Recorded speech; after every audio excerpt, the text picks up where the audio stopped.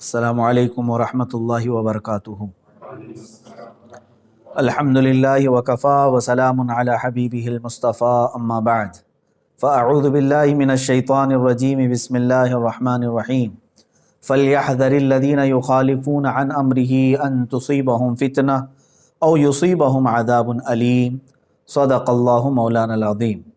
بارگاہ رسالت معاب صلی اللہ تعالیٰ علیہ وسلم میں درود پاک کا ہدیہ پیش کریں۔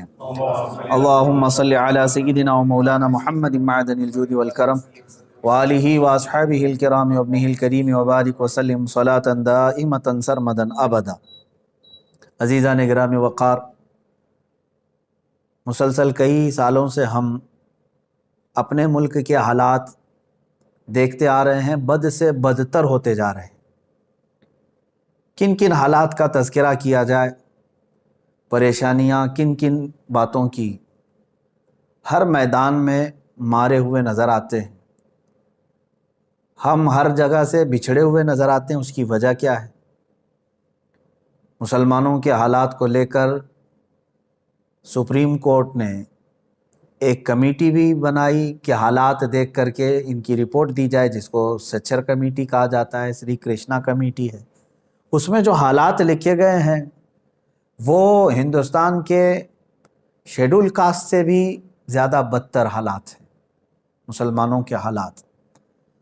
میرے عزیزو، آج کے دور میں خصوصیت کے ساتھ جو سب سے برے حالات ہیں وہ خوف اور ڈر کا ماحول ہے۔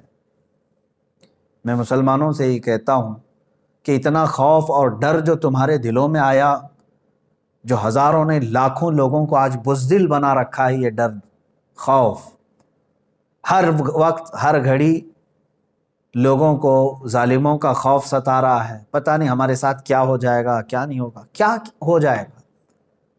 اب میں آپ کو بتاتا ہوں کہ یہ سارے حالات کیوں آئے۔ ایک حدیث پاک حضرت ثوبان رضی اللہ تعالیٰ عنہ سے مروی ہے۔ رسول کریم صلی اللہ تعالیٰ علیہ وسلم ارشاد فرماتے ہیں، یوشک الامم ان تداعى علیکم کما تداعى الاکلۃ الی قصعتها۔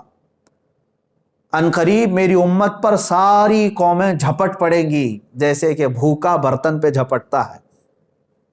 میری امت پر، حضور صلی اللہ تعالیٰ علیہ وسلم فرماتے ہیں، تم پر ساری امتیں جھپٹ پڑیں گی، ساری قومیں جھپٹیں گی، سب تمہیں نشانہ بنائیں گی، سب تمہیں ٹارگٹ کریں گی جیسے کہ بھوکا برتن پہ جھپٹ پڑتا ہے۔ فقال قائل من قلت نحن یومئذ، کسی ایک سوال کرنے والے نے اس وقت، صحابی نے حضور صلی اللہ تعالیٰ علیہ وسلم سے پوچھا، یا رسول اللہ صلی اللہ تعالیٰ علیہ وسلم، تو کیا ہماری تعداد کم ہوگی اس زمانے میں جو یہ ساری جماعتیں ہم پر جھپٹ پڑیں گی؟ اب جواب سنیں، رسول کریم صلی اللہ تعالیٰ علیہ وسلم ارشاد فرماتے ہیں، وَلَكِنَّكُمْ كَثِيرُونَ غُثَاءً كَغُثَاءِ السَّيْلِ۔ رسول پاک صلی اللہ تعالیٰ علیہ وسلم فرماتے ہیں، نہ، تمہاری تعداد تو بہت زیادہ ہوگی لیکن تمہاری حیثیت سمندر کے جھاگ کی طرح، سمندر کے جھاگ کی طرح کہ ہوا آئے تو یہ جھاگ اڑ جائے، جھاگ سمجھتے ہوں گے، جھاگ کی طرح تمہاری حیثیت ہوگی، کثیر تعداد میں ہو کر کے بھی کوئی معنی نہیں رکھتی۔ آج وہی پوزیشن ہے ہماری۔ آگے کی حدیث میں ہے، اللہ تبارک و تعالیٰ کے حبیب صلی اللہ تعالیٰ علیہ وسلم یہ ارشاد فرماتے ہیں، وَلَيَنزِعَنَّ اللَّهُ بِكُمُ الْمُحَابَةَ مِنْكُمْ۔ حضور پاک صلی اللہ تعالیٰ علیہ وسلم ارشاد فرماتے ہیں کہ تمہارے دلوں سے اللہ تبارک و تعالیٰ، جو تمہارے اوپر اللہ تعالیٰ نے ایک رعب رکھا ہے کافروں کے اوپر، وہ رعب ہٹا دے گا، تمہارا رعب ختم کر دیا جائے گا۔ وَلَيَقْذِفَنَّ اللَّهُ فِي قُلُوبِكُمُ الْوَهْنَ، اور تمہارے دلوں پر اللہ تعالیٰ خوف طاری کر دے گا، ڈر بٹھا دے گا، وہن آ جائے گا تمہارے اندر۔ جو پہلے سے دشمنان اسلام تم سے جو خوف رکھتے تھے وہ خوف ختم کر دیا جائے گا اور تمہارے دلوں میں وہن پیدا کیا جائے گا۔ پوچھا گیا وہن کیا ہے؟ اب یہی آتی ہے، اللہ کے حبیب صلی اللہ علیہ وسلم فرماتے ہیں، حب الدنیا و کراہیت الموت، دنیا سے بے پناہ لگاؤ رکھتا ہے اور مرنے سے خوف کھاتا ہے، مرنے سے ڈرتا ہے۔ یہ دو چیزیں تو مسلمان کی ہے ہی نہیں میرے عزیزو، دنیا میں مگن ہو جانا اور موت سے غفلت۔ ہمارے لیے موت تو رسول پاک صلی اللہ تعالیٰ علیہ وسلم کے دیدار کا ایک ذریعہ ہے، رب ذوالجلال سے ملاقات کا ذریعہ ہے۔ مسلمان کے لیے موت خوف کا سامان نہیں ہے. یہ دو چیزیں جب کسی کے دل میں آ جاتی ہیں، حب الدنیا، دنیا کی محبت، اور پھر موت سے بھاگنا، تو سمجھ لو تمہارے دلوں میں اللہ تعالیٰ دشمنان اسلام کا خوف بٹھاتا ہے. آج یہ جو خوف کا ماحول طاری ہے وہ دو وجوہات سے، اس کی دو وجوہات ہیں. یہی ہے حب الدنیا و کراہیت الموت. باہر نکلو ان تمام چیزوں سے، باہر نکل آؤ. مسلمان کے لیے تو علامہ اقبال نے کہا تھا کہ وہ صحابہ جو نہتے ہوتے تھے رسول پاک صلی اللہ تعالیٰ علیہ وسلم کے ساتھ چل پڑتے تھے، ان کے سینوں میں ذرا خوف کہیں خوف ہے؟ ارے لکڑیاں لے کر کے بدر میں آ گئے، خوف نام کی کوئی چیز نہیں، سامنے ایک بڑا لشکر جرار ہے، خوف بالکل نہیں تھا. وجہ کیا ہے؟ دیکھیں جب موت کا اور مرنے کا ڈر ساری طاری ہو جاتا ہے تو ہزار ہیلے بہانے اور مصلحتوں میں گھر جاتا ہے، پھر وہ بے غیرت ہو جاتا ہے، وہ ہر چیز کو برداشت کرنے لگ جاتا ہے. جیسے آج ہماری حالت ہے، ہر چیز کو برداشت کرنے لگ گئے، ہر چیز کو. کیا نہیں برداشت کر رہے آج آپ لوگ، کیا نہیں برداشت کر رہے؟ اب انتظار کرو اور اس سے بھی خطرناک چیزیں تمہیں دیکھنے کی ہیں. تمہارے گھر لوٹے جا رہے ہیں، تمہاری مسجدیں پامال ہو رہی ہیں، خانقاہوں کو اجاڑا جا رہا ہے، درگاہوں کو جلایا جا رہا ہے. کیا یہ سب چیزیں دیکھ کر برداشت نہیں کر رہے؟ ہر چیز کو برداشت کرنے کی طاقت آ جاتی ہے جب آدمی بے غیرت ہو جاتا ہے، بے غیرت ہو جاتا ہے. یہی پوزیشن آج ہماری ہے. سب کو دنیا کی مصلحتیں ستا رہی ہیں.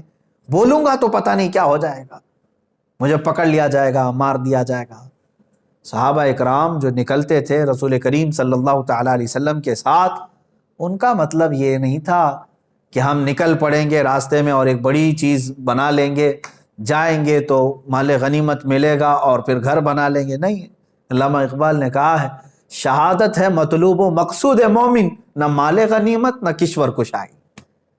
وہ تو شہادت کو دیکھتے ہوئے نکل پڑتے تھے اور جہاں جاتے تھے رب تعالیٰ ان کے لیے راستے کشادہ فرماتا تھا.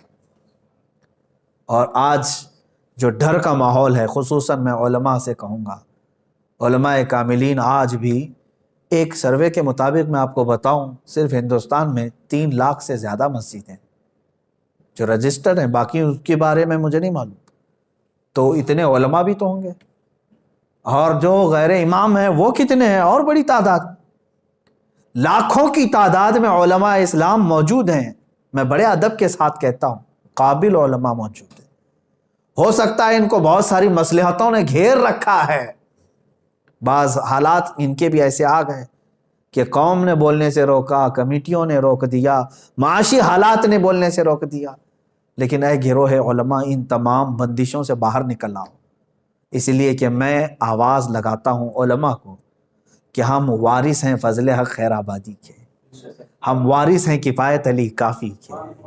ہمارے اندر بزدلی نہیں آنی چاہیے، ہمارے اندر خوف اور ڈر کا ماحول نہیں آنا چاہیے. ڈرنے والے اور خوف کھانے والے وہ دشمنان اسلام ہیں. اللہ تبارک و تعالیٰ تمہارا رعب ان کے سینوں پر ڈالے گا. آپ نکلو.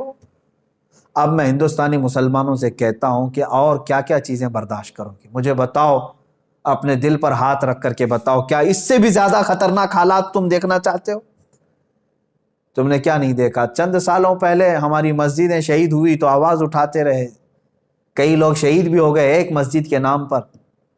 لیکن اب کے حالات دیکھیں، غیرت مار دیا انہوں نے.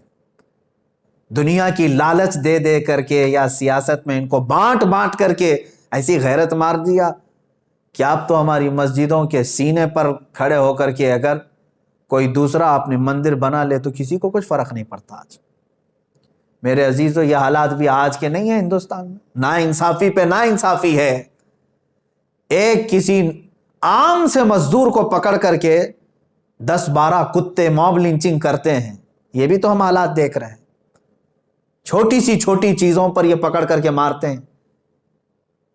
اور ابھی قریب میں ایک حافظ قرآن کو مار ڈالا انہوں نے.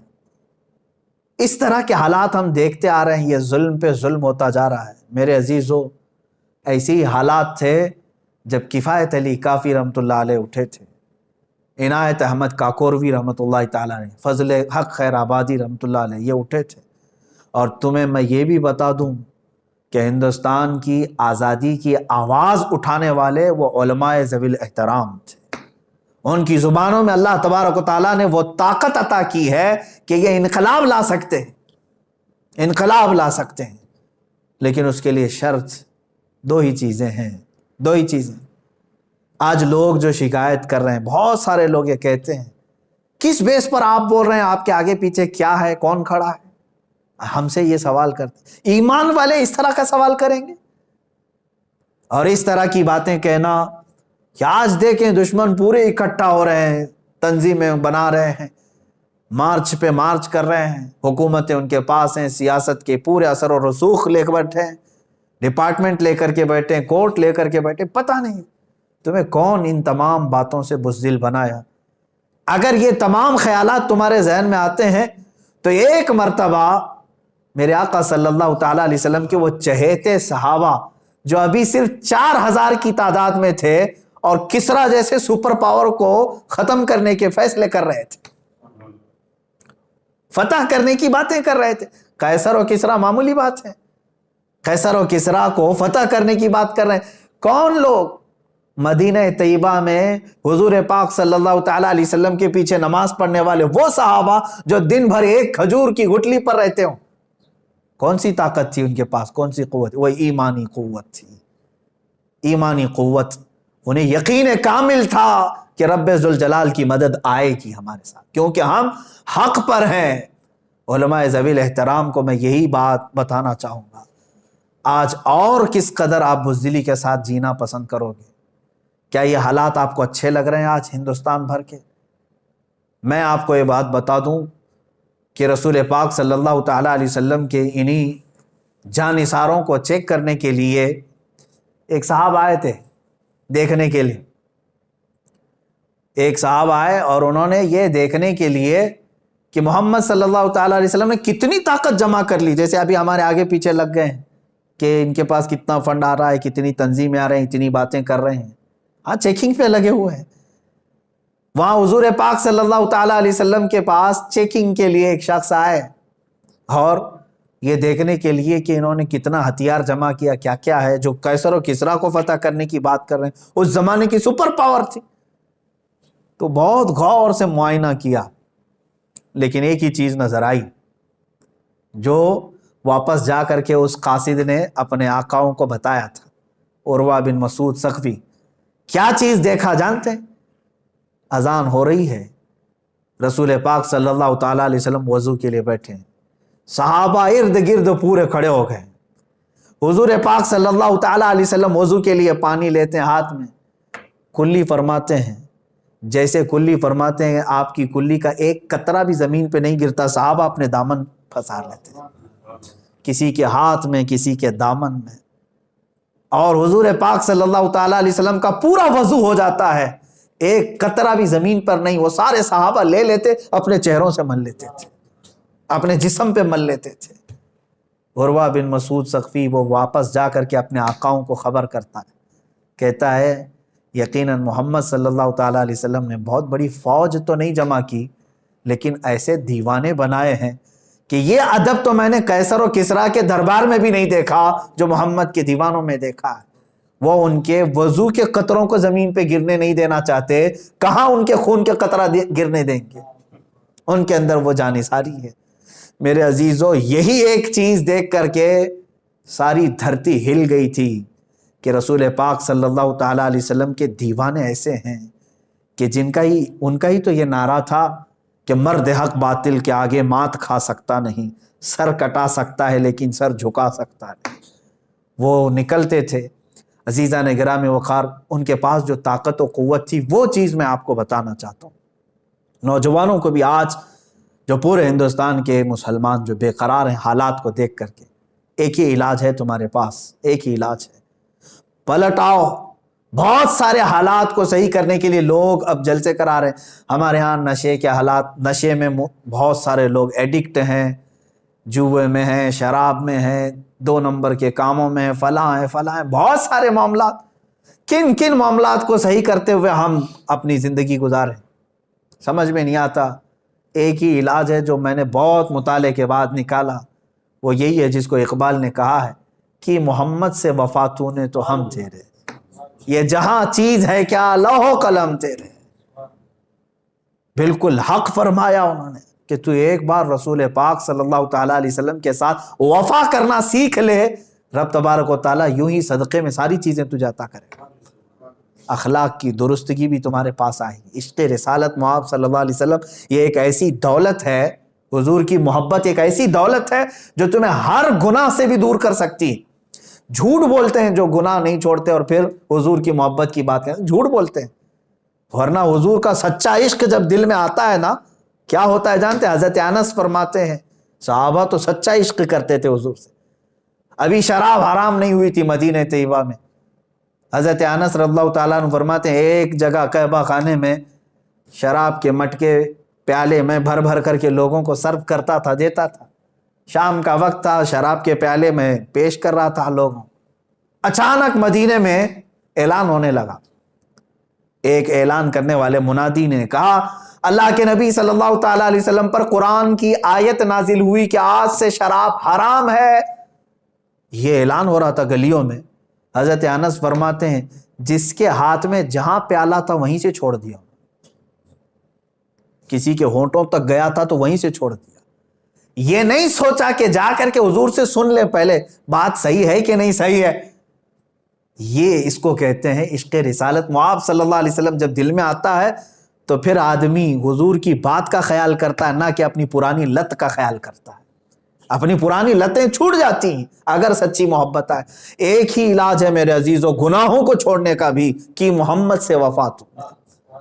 نمازوں کی پابندی نہیں ہوتی ہے نا، حضور سے محبت کر کے دیکھو تمہیں بستر کانٹے لگنے لگ جائیں گے، اٹھ جاؤ گے یا رسول اللہ صلی اللہ علیہ وسلم میں آپ کا چاہنے والا اور آپ سے محبت کرنے والا۔ آپ نے فرمایا نماز میں میری آنکھوں کی ٹھنڈک ہے، میں سو کر کے پسار کر کے آپ کو تکلیف تو نہیں دے سکتا، میرے محبوب ہیں آپ، ہر چیز کے تم پابند ہو جاؤ گے۔ ایک چیز تمہارے اندر آ جائے، حضور سے وفا کرنا سیکھو، رسول پاک صلی اللہ تعالیٰ علیہ وسلم کی وفاداری۔ عزیزان گرامی وقار، آج میں جو بات عرض کر رہا تھا وہ علماء ذوی الاحترام کے لیے حالات کی سنگینی کے اعتبار سے۔ آپ کیا سوچتے ہیں کہ ہمارے پاس کچھ نہیں ہے، سیاسی لوگ نہیں ہے، طاقت نہیں ہے، سب کچھ ان کے پاس ہے، ساری چیزیں ان کے پاس رہنے دو، سب ان کے پاس رہنے دو۔ میرے عزیزوں پہلے بھی ایسا ہی رہا ہے، حضور صلی اللہ تعالیٰ علیہ وسلم نے دعوت شروع فرمائی، صحابہ نہتے رہے، سب کچھ ان کے پاس تھا۔ ارے بدر کے میدان میں رات بھر طبلے بج رہے تھے، رقص و سرور کی محفلیں ہو رہی تھی اور گوشت بھونے جا رہے تھے، اور ادھر صحابہ اکرام رضوان اللہ تعالیٰ علیہ مجمعین بغیر چپل کے ہیں، اکثر کے ہاتھ میں تلواریں نہیں ہیں، سونے کے لیے ان کے پاس کوئی چیز نہیں ہے، سب کچھ ہونے کے باوجود بھی رب ذوالجلال نے فتح یابی کسے عطا فرمائی، پوری تاریخ جانتی ہے۔ اب اس کے لیے ہونا کیا چاہیے تمہارے پاس؟ ہونا کیا چاہیے؟ وہ دو چیزیں ہیں جن کو اقبال نے کہا ہے، دو بہت عظیم تلواریں ہیں تمہارے پاس، یقین محکم عمل پہ ہم، جہاد زندگانی میں ہے یہ مردوں کی شمشیریں۔ دو چیزیں تمہارے پاس اگر آ گئی، پختہ یقین اللہ کی ذات پر اور میرے رسول پاک صلی اللہ تعالیٰ علیہ وسلم کی ذات پر، کہ میں کسی اور کا کتا نہیں، میں رسول پاک صلی اللہ علیہ وسلم کا وفادار ہوں۔ حضرت سفینہ رضی اللہ تعالیٰ عنہ ایک صحابی ہیں، وہ جنگل میں گئے تھے، راستہ بھٹک گئے تھے، ایک شیر دہاڑتا ہوا آ گیا، شیر، جنگل کا شیر دہاڑتا ہوا آ گیا، تو جیسے ہی وہ قریب آیا تو حضرت سفینہ نے کیا فرمایا جانتے ہیں؟ اس صحابی نے کہا انا مولا رسول اللہ صلی اللہ علیہ وسلم، اتنا کہا میں رسول اللہ کا غلام و خادم ہوں۔ وہ شیر دم ہلاتا ہوا وفادار کتے کی طرح آپ کو مدینے تک چھوڑ گیا۔ میرے عزیزو، یہ اگر تمہارے اندر یقین محکم آ جائے، یقین محکم پختہ یقین آ جائے، تو پھر مجھے وہ اقبال کا شعر یاد آتا ہے، نکل کر کے صحرا سے جس نے الٹ دیا تھا تخت روما کو، نکل کر کے صحرا سے جس نے الٹ دیا تھا تخت روما کو، سنا ہے قدسیوں سے میں نے کہ وہ شیر پھر ہوشیار ہوگا، وہ شیر پھر ہوشیار ہوگا، لیکن اس شیر کو ہوشیار ہونے کے لیے یقین پختہ ہونے کی ضرورت ہے۔ یقین پختہ کرو۔ علماء ذوی الاحترام سے میں بارہا گزارش کرتا ہوں کہ آپ اپنے منصب کا استعمال کرو، آپ نائب رسول ہیں، رسول پاک صلی اللہ تعالیٰ علیہ وسلم کی نیابت کا تاج آپ کے سروں پر رکھا گیا ہے، آج امت آپ کی نگہبانی کی طرف دیکھ رہی ہے۔ اگر 1000 مصلحتوں کے بہانے کرو گے تو یاد رکھنا ایک بڑی بات ہے جو بار بار ہمیں ہلاتی ہے، وہ یہ ہے کہ حضور صلی اللہ تعالیٰ علیہ وسلم کی عزت پر حملے ہو رہے ہوں، جیسے آج ہندوستان کے حالات ہیں۔ ایک غلیظ پاکھنڈی جو دنیا کا سب سے غلیظ انسان اور سب سے بڑا آتنکوادی جو میرے دیش میں رہ رہا ہے، زہر اگل رہا ہے، زہر پہ زہر اگل رہا ہے، اور رسول پاک صلی اللہ تعالیٰ علیہ وسلم کی عزت پر حملے کر رہا ہے۔ اس غلیظ انسان کی گالیاں سننے کے بعد میرے عزیزوں کھانا پھیکا ہو جانا چاہیے، راتوں کی نیند اڑ جانی چاہیے، علماء کی بھی، تمام مشائخ کی بھی، تمام مسلمانوں کی بھی۔ کیا تمہیں معلوم نہیں ہے کہ رسول پاک سے کمال محبت کا نام ہی ایمان ہے؟ اور ایسے حالات میں ہم اس کو سن کر کے خاموش رہ جائیں تو پھر ہمارے ایمان پر بھی سوال آتا ہے۔ میں جو بات عرض کر رہا تھا وہ یہ ہے کہ حضور کی عزت پر حملہ ہو رہا ہو اور پھر کوئی حضور صلی اللہ تعالیٰ علیہ وسلم کی عزت کی حفاظت کی بات کر رہا ہے، نہیں میں باہر نکلوں گا حضور کے لیے، حضور کی عزت کے لیے میں باہر نکلوں گا، اور پھر سوچتا ہے میری سیکورٹی کیا ہے، میری سیفٹی کیا ہے، تو فرمایا وہ جھوٹا آدمی ہے، جھوٹا آدمی ہے۔ رسول پاک صلی اللہ تعالیٰ علیہ وسلم کی عزت پر جب بات آئے تو صحابہ جیسا وہ عشق آنا چاہیے کہ انہوں نے کبھی نہ اپنا گھر دیکھا نہ کوئی اپنے حالات دیکھے، بلکہ میرے آقا کے پیچھے چل پڑے۔ جنگ خندق کا موقع ہے میرے عزیزوں، حضور پاک صلی اللہ تعالیٰ علیہ وسلم مہینہ بھر جنگ خندق کے موقع پہ مصروف رہے۔ بڑی سخت ان کے لیے آزمائش کا یہ موقع تھا، جس کو سورۃ الاحزاب قرآن پاک میں بھی آئی، جنگ احزاب بھی کہتے ہیں۔ یہاں سے پلٹ رہے تھے جنگ خندق سے، درمیان میں صحابہ اکرام زخمی ہیں، ہاتھوں میں خون رس رہا ہے، کئی جگہ تیروں کے نشان ہیں، بیچ راستے میں جبرائیل امین علیہ السلام تشریف لائے۔ عرض کیا یا رسول اللہ صلی اللہ علیہ وسلم، رب تعالیٰ کا حکم ہے کہ یہیں سے آپ بنو نذیر کا معرکہ سر کرنے کے لیے نکل پڑے۔ ابھی مدینہ نہیں پہنچے، خندق سے مدینہ صرف 5 کلومیٹر کا فاصلہ ہے، آدھا راستہ طے کیے، جبرائیل امین آئے۔ کتنا ٹائم لگتا مدینے جانے کے لیے؟ حضور پاک صلی اللہ تعالیٰ علیہ وسلم نے صحابہ کو مخاطب کر کے کہا، اے میرے صحابہ، جبرائیل امین آئے ہیں اور کہہ رہے ہیں کہ یہیں سے بنو نذیر کا بھی معرکہ سر کرنا ہے۔ جو غدار ہو گئے رسول پاک صلی اللہ علیہ وسلم کو، جنہوں نے دھوکہ دیا بنو نذیر، ان کا بھی قلعہ کما کرنا تھا۔ صحابہ کو جو تھکے ہوئے زخمی ہیں، صحابہ نے، پورے صحابہ میں سے ایک نے بھی یہ نہیں کہا یا رسول اللہ صلی اللہ علیہ وسلم گھر بار میں دیکھ کے آ جاتا ہوں، مرہم پٹی کر کے آتا ہوں، کپڑے بدل کے آ جاتا ہوں، نہا دھو کے آ جاتا ہوں، دوا لے کر کے آ جاتا ہوں، بلکہ انہی زخمی حالت میں چور چور ہیں زخموں سے، اس وقت بھی وہ کہتے ہیں یا رسول اللہ دیر کس بات کی، چلے ہم آپ کے پیچھے ہیں، چلے ہم آپ کے ساتھ ہیں، لبیک یا رسول اللہ۔ یہ صحابہ کا جذبہ تھا، جس کے بعد اللہ تبارک و تعالیٰ ان کے لیے مدد پہ مدد اتارتا تھا۔ یہاں بیٹھ کر کے تسبیح گھما کر کے لوگ کہتے ہیں اللہ کی مدد کیوں نہیں آ رہی ہے، اللہ کی مدد کیوں نہیں آ رہی ہے۔ اگر تسبیح گھمانے سے ہی مدد آنی تھی تو رسول پاک صلی اللہ علیہ وسلم مدینے سے 160 کلومیٹر نہیں چل کر کے جاتے، حضور خود مدینے میں بیٹھ کر کے دعا کرتے تو سب سر ہو جاتا۔ اللہ رب العزت کا دستور یہ ہے کہ تم اپنے ہاتھ پیر چلاؤ، تم باہر نکلو، میدان میں آؤ، اپنے عمل کو پیش کرو، پھر اللہ تمہاری مدد فرمائے گا۔ اب میں یہاں پر ڈر اور خوف کے ماحول کو ختم کرنے کے لیے چند باتیں عرض کروں گا۔ کس سے خوف کھاتے ہو؟ ظالموں سے، موجودہ حکومتوں سے، کہ یہ پریشر کریں گے۔ میرے عزیزو، یہ اس سے بڑھ کر کے تمہارے لیے سعادت کی بات کیا ہے؟ اے گروہ علماء، جماعت علماء، یہ شعر کب کام آئے گا جو بار بار آپ اپنی تقریروں میں کہتے ہو، کروں تیرے نام پہ جاں فدا، نہ بس ایک جاں دو جہاں فدا؟ یہ عمل میں کب آئے گا؟ خالی تقریر میں آئے گا؟ لوگوں کے جذبات اور ان کے نعروں کے لیے آئے گا؟ اگر موقع آ گیا تو چلو، حضور کے نام پر جان فدا کرنا ہے تو چاہے وہ حکام کے ہاتھ سے ہو یا جیل کے سلاخوں سے ہو یا پھانسی کے پھندے سے ہو۔ حضور پاک صلی اللہ تعالیٰ علیہ وسلم کی عزت پر جب بات آ گئی ہے تو ہونا تو یہی چاہیے تھا کہ کلیجہ پھٹ جائے۔ آج اتنی غلیظ گالیاں سننے کے بعد آدمی آپے سے باہر ہو جاتا ہے۔ میرے عزیزو، آپ کے باپ کو اور ماں کو کوئی گالی دے دے تو آپ برداشت نہیں کرتے، پولیس اسٹیشن بعد میں جاتے ہیں، پہلے ہی اس کے ساتھ آپ پتہ نہیں کیا کیا معاملات کر جاتے ہیں۔ یہاں مجھے حیرت ہو رہی ہے، افسوس ہے اس بات. یہ باتیں میں اس لیے عرض کر رہا ہوں کہ اب مجھے امید نہیں رہ گئی کہ یہ حکومت وقت ہمارا کچھ سنے گی، اس لیے کہ جگہ جگہ پردرشن، جگہ جگہ پروٹیسٹ، FIR، کیا نہیں کر لیا ہم لوگوں نے. سب لوگ گہار لگاتے تھک گئے.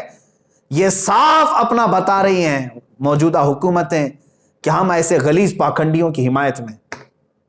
اگر یہ ان کی حمایت نہیں کر رہے ہوتے تو یہ کھلے سانڈ کی طرح گھوم رہے ہوتے آج. یہاں تو ایسا ہے کہ موجودہ حکومت کے کسی ایک منسٹر پر کوئی کامیڈی کر لے تو اسے جیل ہو جاتی. کروڑوں مسلمانوں کے رسول صلی اللہ تعالی علیہ وسلم کی کردار کشی وہ بار بار کر رہا ہے. ایسا بھی نہیں کہ چھپ کر کے فیک ID سے کیا، ارے پریس کلب آف انڈیا میں بیٹھ کر کے کر رہا ہے کھلے عام. اس کو اجازت کیسے ملتی، پرمیشن کیسے ملتی؟ اور کھلے عام وہ چندہ کرتا ہے. حد ہو گئی. وہ ہندوستان کے سمویدھان کو بدلنے کی بات کرتا ہے اور دوسری شخصیات کو بھی نہیں چھوڑا اس نے. گاندھی جی کو گالیاں دیتا ہے، امبیڈکر کو گالیاں دیتا ہے، سائی بابا کو گالیاں دیتا ہے، APJ عبد الکلام کو تو کہتا ہے وہ دیش دروہی تھا. یہ سب چیزیں سن کر کے بھی حکومت کا نظریہ اب آپ کو نہیں سمجھ میں آ رہا؟ اب آپ کو نہیں لگ رہا ہے کیا یہاں سے انصاف کی امید رہ گئی آپ کو؟ اس لیے میرے عزیزو، یہاں سے انصاف کی امید نہیں. اب اللہ رب العزت ہی ہمیں عدل عطا فرمائے گا. رب ذوالجلال کی بارگاہ، یہ تمہارا امتحان ہے، تمہارا امتحان ہے. یاد رکھ لینا، اللہ تبارک و تعالیٰ تمہیں آزمائے گا. اب یہ چیز دیکھ کر کے مجھے ایسا لگتا ہے اسپین کے جو حالات تھے وہ یہاں دہرائے جا رہے ہیں. چند دنوں پہلے ہم نے دیکھا تھا، ہمارے مطالعے میں ایک مضمون آیا بھی تھا کہ یہاں کی ایک کٹر واد تنظیم اسپین جا کر کے معائنہ کر کے آئی تھی دیکھنے کے لیے کہ 700 سال مسلمان وہاں تھے اسپین میں کیسے ختم ہو گئے. یہ سب سروے کر کے آئے وہاں جا کر کے. یہاں کی ایک کٹر واد تنظیم جا کر کے سروے کر کے آئی. وہاں کے دانشوروں نے ان کو بہت ساری باتیں بتائی، جس میں سے ایک بات یہ بھی بتائی تھی کہ ہم نے سب سے پہلے مسلمانوں کے دلوں سے عشق رسول ختم کر دیا تھا. رسول پاک کو سیریس لینا ہم نے ان کو ختم کروا دیا تھا. علماء سے ان کو دور کر دیا تھا ہم نے، علماء کی نفرت ڈال دی تھی. اسی پر آج یہاں عمل کیا جا رہا ہے ہمارے ملک میں. دیکھو آج ہماری عوام علماء کے خلاف کیسی کیسی بکواسیں کرتی ہے. آج کے حالات میں بھی علماء کو ہی کوس رہے ہیں لوگ. مولانا لوگ کیا کر رہے ہیں؟ زکوٰۃ وصول کرتے ہیں بیٹھ جاتے ہیں، چندے کرتے ہیں بیٹھ جاتے ہیں. یہ سب تمہاری جو زبانیں لمبی ہو رہی ہیں علماء کے بارے میں، یہ بھی ایک سازش کے شکار ہو تم. میرے عزیزو ٹھیک ہے، علماء اگر کوئی سستی کر رہا ہے، بولنے کا ایک طریقہ ہوتا ہے. کیا آپ اپنے باپ کو ایسے ہی کہتے ہیں باپ میرا آج گھر میں کیوں بیٹھ گیا، ڈیوٹی پہ کیوں نہیں گیا؟ ادب ہے، تمیز ہے، سلیقہ ہے. پوچھا جاتا ہے کیا آپ کو کوئی تکلیف تو نہیں ہے میں آپ کے ساتھ کھڑا ہو جاؤں، آپ بھی آگے آ جائیے. یہاں کے حالات دیکھ کر کے بھی مجھے یہی لگتا ہے کہ علماء سے ان کو دور کیا گیا ہے. بہت سارے تو ہیں علماء کی نفرت میں جی رہے ہیں آج. دوسری چیز، عشق رسول کو ختم کرنے کا جو ایک بہت بڑا مشن چلایا گیا تھا وہ بھی یہاں پر چل رہا ہے. اسی سے اندازہ لگاؤ میرے عزیزو، آج غلیظ گالیاں میرے رسول پاک کو دی گئی ہیں. پورے ہندوستان بھر میں تقریباً 300 کے قریب MLA ہیں. ان میں سے کتنے لوگ اپنے پاور کا استعمال کر کے اس کی زبان روکنے کا مطالبہ کیے؟ کون ہے؟ تم نے کون سے نبی کا کلمہ پڑھا ہے؟ کس رسول کا کلمہ پڑھے ہو؟ میں تمام جو عہدے دار ہیں ان سے پوچھتا ہوں ان کے دلوں میں ایمان رہ گیا کہ نہیں رہ گیا؟ اب پھر میں آپ کو بتاتا ہوں، میں نے ایک جملہ کہا تھا، اگر اس وقت جو میں آواز اٹھا رہا ہوں، ظاہر سی بات ہے مجھے میرا انجام معلوم ہے، پھر بھی اللہ رب العزت کی ذات، رب ذوالجلال کی ذات جو چاہے وہی ہوگا. اگر رب تبارک و تعالیٰ چاہے میری حفاظت کے لیے، پوری دنیا میرا بال بیکا نہیں کرے گی. اور اگر اللہ رب العزت نے میری تقدیر میں لکھا ہے تو پھر وہ ایک دن کیا، ایک گھنٹے میں بھی میرے ساتھ کچھ بھی ہو جائے گا، لیکن اس کو میں اپنے ذات فخر کے ساتھ لے جاؤں گا. اس لیے کہ ہمارا مقصد یہ شہادت ہے، مطلوب و مقصود ہے مومن. جب تک جئیں گے حق بول کر کے جئیں گے انشاءاللہ. اپنی امت سے کوئی چیز چھپا کر کے نہیں جئیں گے، اور ظالموں کے خلاف آواز اٹھا کر کے جئیں گے. مجھے ان کی بات یاد آتی ہے، علامہ کفایت علی کافی رحمۃ اللہ علیہ. انگریزوں نے پکڑ کر کے جانتے ہیں رات کے وقت ان کے کپڑے اتار کر کے ان کے جسم پر استری پھیرتے تھے. گرم استری پریس پورے جسم پر لگاتے تھے.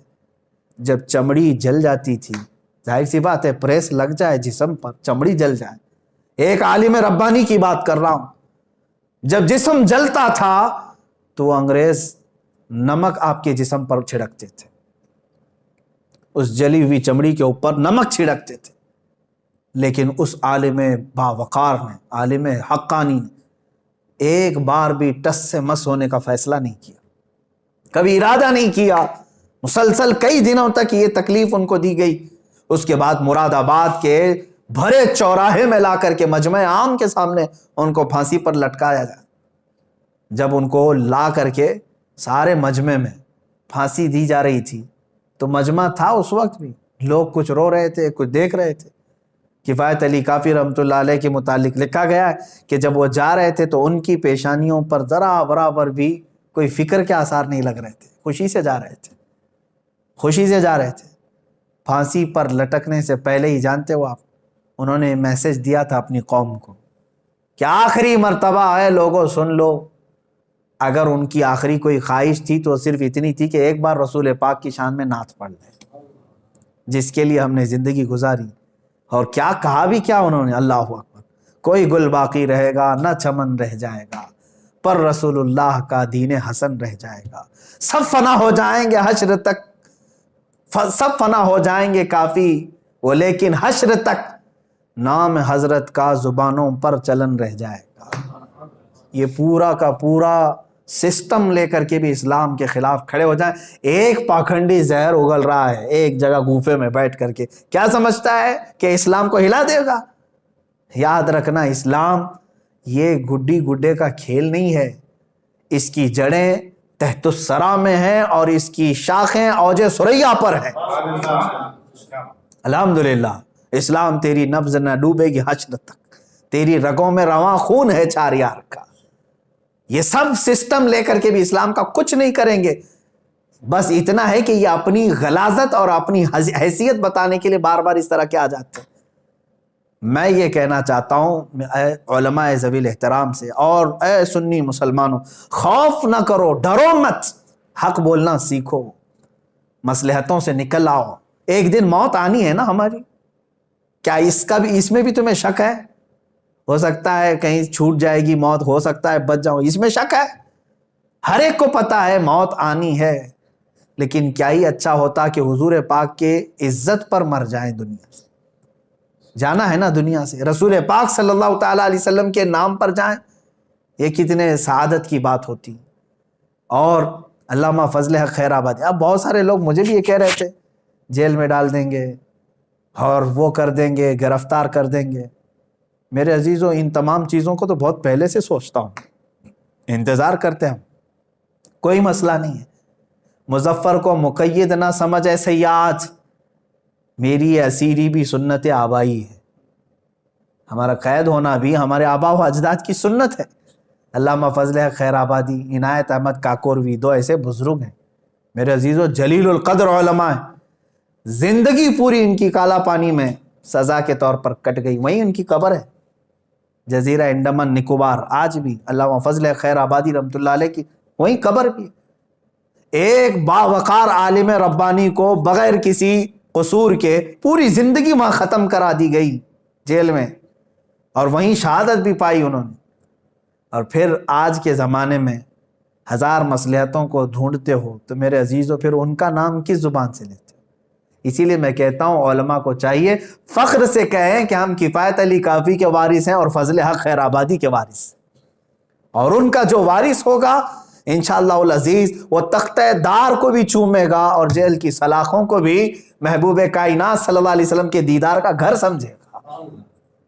ہاں، یہ بھی ہم نے بزرگوں سے سنا ہے کہ جب حکام سختی پر آ جائیں، ظالم تمہارے اوپر سوار ہو جائیں تو خوف نہ رکھنا، ڈرنا مت۔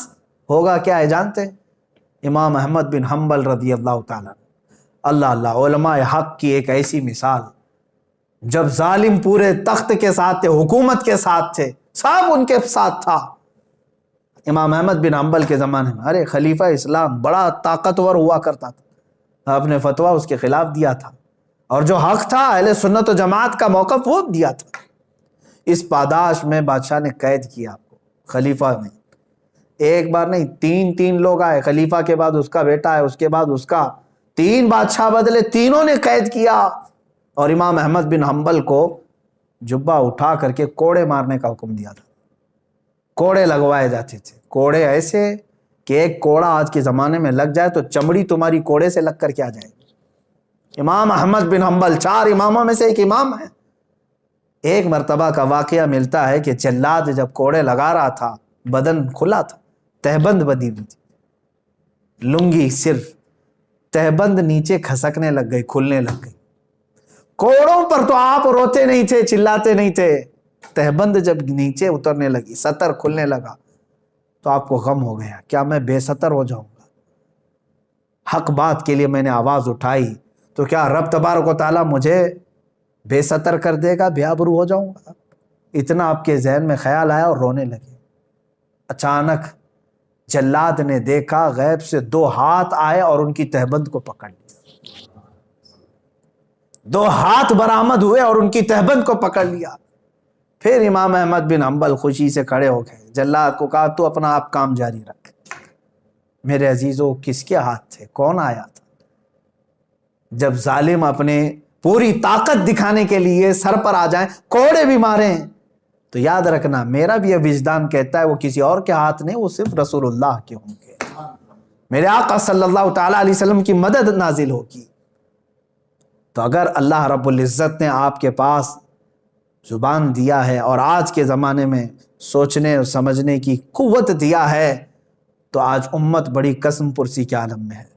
آج ہمارا مستقبل داؤ پر لگا ہوا ہے۔ ایک بات بتا کر کے میں رخصت ہونا چاہتا ہوں، یاد رکھنا، امام غزالی رحمۃ اللہ تعالیٰ علیہ کی وہ بات مجھے یاد آتی ہے۔ آپ نے فرمایا امت کے سامنے جب رسول پاک صلی اللہ علیہ وسلم کی توہین ہو رہی ہو اور امت اپنی عیاشیوں میں مصروف ہو، کھا رہی ہو، پی رہے ہو، سو رہی ہے، تو امت کو چاہیے کہ تھوڑے دن اور انتظار کرے، ان کے ساتھ کیا حشر ہوگا۔ فرماتے ہیں ان کی عورتیں، ان کی بچیاں باہر لائی جائیں گی، بیچی جائیں گی، نیلام کی جائے گی، ان کی ماں اور بہنوں کی عزت، اور یہ کچھ نہیں کر سکیں گے، ان کے بچے مار دیے جائیں گے۔ وہ وقت بھی ہمارے ساتھ آئے گا، کیونکہ اب جب رسول پاک کی عزت یہاں پر محفوظ نہیں رکھی گئی تو پھر اب کس کی عزت سلامت رہے گی؟ قرآن کو گنڈوں کی کتاب کہا جا رہا ہے، اسلام کو ڈاکوؤں کا دین کہا جا رہا ہے۔ میرے آقا صلی اللہ تعالیٰ علیہ وسلم کو اتنے بھدے الفاظ، معاذ اللہ، رب ذوالجلال کی شان میں بھی بکواس، بچا کیا اب تمہارے پاس؟ بچا کیا؟ ہمارے پاس جو کچھ بھی ہے جینے کے لیے میرے عزیزو، یہ ظالم دنیا والے سمجھتے ہوں گے یہ اتنا کیوں چلا رہے ہیں، انہیں معلوم نہیں ہے اسلام میں اور دیگر مذاہب میں فرق کیا ہے۔ کھانے پینے، اٹھنے، اچھلنے کودنے، تیوہار کرنے اور کپڑے پہننے کا نام اسلام نہیں ہے۔ اسلام تو ایک روحانیت ہے جو عظیم رشتے کا نام ہے۔ اگر رسول پاک صلی اللہ تعالیٰ علیہ وسلم سے اس کا رشتہ نہیں ہے تو اسلام ہی نہیں ہے اس کے پاس۔ بمصطفیٰ رسام خیش کے دی ہما اوست، اقبال نے کہا ہے، اپنے آپ کو رسول اللہ تک پہنچا دے، یہی دین ہے۔ اگر بہو نہ رسیدی تمام ابو لہبیس، اگر تو رسول پاک تک نہیں پہنچا تو تیرے میں اور ابو لہب میں کوئی فرق نہیں ہے۔ وہ تو حضور کے بہت قریب تھا، چاچا تھا، لیکن پہنچا نہیں رسول اللہ تک۔ میرے عزیزو، یہ ایک بات یاد رکھ لیں کہ رسول پاک صلی اللہ تعالیٰ علیہ وسلم کی توہین ہو رہی ہو اور امت خاموش رہے تو تمہارے ساتھ اب جو مستقبل میں ہونے والا ہے وہ بہت خطرناک ہے، بہت خطرناک ہے۔ آج اگر بیدار نہیں ہوئے تو پھر تم بہت دنوں تک پچھتاؤ گے۔ معاذ اللہ رب العالمین، ایک شخص نے یہ تحریر لکھ کر کے کہا تھا، سعودی عرب میں جدہ کے کچھ گھروں میں مسلمان بچے باہر پڑھنے کے لیے گئے اور واپس آ کر کے اپنے ماں باپ سے پوچھتے ہیں، ہو از دا محمد؟ معاذ اللہ رب العالمین، انہوں نے بچپن سے وہاں پڑھایا۔ اس ایک رائٹر نے ایک تحریر لکھ کر کے کہا تھا کہ اے مسلمانوں، شاید تمہارے ساتھ بھی یہی ہو جائے کہ دشمن ہر جگہ سے تمہارا ایمان اور تمہارے عشق رسالت کا دشمن ہر چیز سلب کرنے کے لیے تیار ہے، اور ایک بڑی بات، ایک بڑی خانقاہ، ہماری معظم خانقاہ ہندوستان کی، ان کے سجادہ نشین، اللہ رب العزت ان کی عمر دراز فرمائے، حضرت نے مجھ سے ایک بڑا جملہ کہا، میں بطور نصیحت کرتا ہوں۔ وہ رو رہے تھے بات کرتے کرتے، کہہ رہے تھے کہ جب رسول پاک صلی اللہ تعالیٰ علیہ وسلم کی اتنی توہین ہو گئی تو اب یہاں جینے کا مزہ کیا ہے، کھانے میں کیا مزہ رہ گیا ہے؟ وہاں تو حضرت ابو بکر صدیق رضی اللہ تعالیٰ عنہ، ایک شخص آیا قاصد حضور کی داڑھی شریف کی طرف ہاتھ کر کے بات کر رہا تھا، تو حضرت ابو بکر کو برداشت نہیں ہوا. آپ نے ہاتھ اس کا جھٹک دیا اور کہا دوبارہ اگر ہاتھ اٹھا تو تیرے جسم کے ساتھ ہاتھ بھی نہیں رہے گا، حضور سے بات کر رہا ہے تو. یہ ان کا جذبہ تھا. اور صلاح الدین ایوبی کی بات میں نے کہا، برنس نے صرف اتنا کہا تھا ایک مسلمان قافلے کو لوٹ کر کے بلاؤ اپنے محمد کو مدد کے لیے. حضرت صلاح الدین ایوبی کو جب یہ بات پتا چلی کہ ایک عیسائی جرنل نے میرے آقا کے بارے میں ایسا جملہ کہا ہے، تو جانتے ہیں 2.5 سال تک صلاح الدین ایوبی بستر پر نہیں سوئے. 2.5 سال تک بستر پر نہیں سوتے تھے اور اپنے پیر لمبے نہیں کیا اور کہا کہ جب تک اس گستاخ رسول کو پکڑوں گا نہیں میں تب تک بستر پر نہیں سوؤں گا. آج ہمارے حالات کیا ہیں؟ سارے عیش مزے سب تو ویسے ہی چل رہے ہیں. علماء اور خانقاہیں، آپ کیا سمجھتے ہیں خانقاہیں کس کے نام پر چل رہی؟ رسول پاک صلی اللہ علیہ وسلم کے نام پر. اگر آج حرکت نہیں آئی ہمارے اندر تو پھر سب کچھ چھین لیا جائے گا، کوئی چیز باقی نہیں رہے گی تمہارے ہاتھ میں، کوئی چیز نہیں. مٹتے ہوئے بھی ہم نے دیکھا ہے بہت سارے لوگوں کو، تاریخیں ختم ہو جاتی ہیں، قومیں پوری کی پوری ختم کر دی جاتی ہیں اگر میرے آقا صلی اللہ تعالیٰ علیہ وسلم سے وفاداری نہیں کی. میں آپ سے پوچھتا ہوں، مسلمانوں سے بھی، علماء سے بھی، ارے زندگی بھر رسول پاک کا نام لے لے کر کے کھاتے رہے، زندگی بھر انہی کا صدقہ تو کھاتے رہے. جب میلاد آئے تو حضور کے نعتیں، قصیدے، سب ہماری تقریریں، ہماری زندگیاں حضور کے نام پر ہی تو کھا رہے ہیں. آج جب رسول پاک کی شان پر ہرزہ سرائی ہو رہی ہے تو ہماری حرکت دیکھی جائے. یہ امتحان کا وقت ہے، یہ ہمارے امتحان کا وقت ہے. میں آج یہاں عام طور پر میسج دیتا ہوں پورے علماء، ایک ساتھ آواز اٹھاؤ، ایک ساتھ آواز اٹھاؤ. یہ نہیں کہ اکا دکا آدمی کوئی کہہ رہا ہے، نہیں، ہر ایک کی ذمہ داری ہے، ہر ایک کی ذمہ داری ہے. ابھی پولیس پرشاسن مجھ سے یہ سوال کر رہے تھے کہ مولانا بہت مسلمان ہیں ہندوستان میں، آپ ہی کو کیوں تکلیف ہو رہی ہے؟ یہ سوال عجیب ہے. میرے عزیزوں، میں نے یہی کہا کہ مجھے دوسروں کا مطلب نہیں ہے، میں سب کا ٹھیکہ لے کر نہیں بیٹھا، لیکن مجھے درد ہوا، میں آواز اٹھایا. میں یہاں سے یہ کہنا چاہتا ہوں کہ سارے مسلمانوں کو درد ہو، آواز اٹھائیں کہ یہ بند کیا جانا چاہیے، ناٹک بند کیا جائے اور ایسے لوگوں کو کھلے عام نہیں چھوڑا جانا چاہیے، پاگل کتوں کو اندر بند کر دینا چاہیے. یہ آواز کیوں نہیں اٹھاتی؟ حکومت وقت سے مطالبہ کیوں نہیں کیا جاتا؟ سخت سے سخت ایکشن لینے کا مطالبہ کیوں نہیں کرتے؟ میرے عزیز، میں مانتا ہوں علماء اپنے تئیں سب کر رہے ہیں، میں کسی کا انکاری نہیں ہوں. الحمدللہ ہماری خانقاہیں اپنے لیٹر پیڈ سے احتجاج کر رہی ہیں، یا میدان میں آ کر کے احتجاج کر رہی ہیں، یا اپنی تقریروں سے احتجاج کر رہے ہیں، لیکن اس آواز کو مؤثر بنائیں. وہ مؤثر بنانے کے لیے اپنے دلوں سے خوف نکال دیں. اس لیے کہ میرے آقا صلی اللہ تعالیٰ علیہ وسلم نے فرمایا، افضل الجہاد کلمۃ الحق عند السلطان الجائر. سب سے افضل جہاد ظالم بادشاہ کے سامنے حق بات کرنا. آج تمہارے پاس یہی موقع ہے، حق بات بولو اور سر چڑھ کر کے بولو. اس لیے کہ ہم اپنے گھر کی بات نہیں کر رہے ہیں. عزیزان گرامی وقار، بات بہت طویل ہو گئی. آج کے حالات کے اعتبار سے میں پورے لوگوں کو یہ کہنا چاہوں گا، مستقبل تمہارا بہت خطرے میں ہے. نہ سنبھلو گے تو مٹ جاؤ گے. اے ہندی مسلمانوں، تمہاری داستان تک نہ رہے گی داستانوں میں، تمہاری داستان تک نہ رہے گی داستانوں میں. تم اگر صرف خرافات میں رہ گئے آج، واہیات میں رہ گئے اگر آج، تو پھر یاد رکھو تمہارا سخت ترین سوال ہوگا، تم سے سخت ترین پوچھ تاچھ ہوگی اللہ کی بارگاہ میں. رسول کریم صلی اللہ تعالیٰ علیہ وسلم کی عزت کی خاطر تم کیا کرتے تھے؟ یہ سوال تو ہوگا میرے عزیز. علماء سے بھی ہوگا، مشائخ سے بھی ہوگا، جوانوں سے بھی ہوگا، سب سے ہوگا. ہاں، جو بات میں کہہ رہا تھا وہ بیچ میں بھول گیا. بڑی خانقاہ کے بڑے بزرگ ہیں، اللہ انہیں سلامت رکھے، انہوں نے ایک بات یہ کہا کہ مولانا اب تو مجھے ایسا لگ رہا ہے کہ بزدلی ایسی چھا گئی ہے کہ اب تو شادیاں ہماری ہوں یا ہم اپنے بچے پیدا کریں کس کام کے. میں نے کہا حضرت ایسی مایوسی کی بات کیوں کر رہے ہیں؟ کہا اس لیے کہ شرم آتی ہے اور حیا آتی ہے کہ آج حضور پاک صلی اللہ تعالیٰ علیہ وسلم کو برسر عام گالیاں دی جا رہی ہیں. اب تک ایسا نہیں ہوتا تھا. چھپ کر کے فیک آئی ڈی میں کوئی بول دیا, ادھر سے ادھر کہیں کتابوں میں, یا کوئی چھوٹا موٹا ادھر ادھر, لیکن اب پوری حکومت کی پشت پناہی کے ساتھ اس کو ساری مدد فراہم کی گئی ہے. ارے باڈی گارڈ ہیں پورے جس کے آس پاس, اور اس سے زہر اگلوایا جا رہا ہے.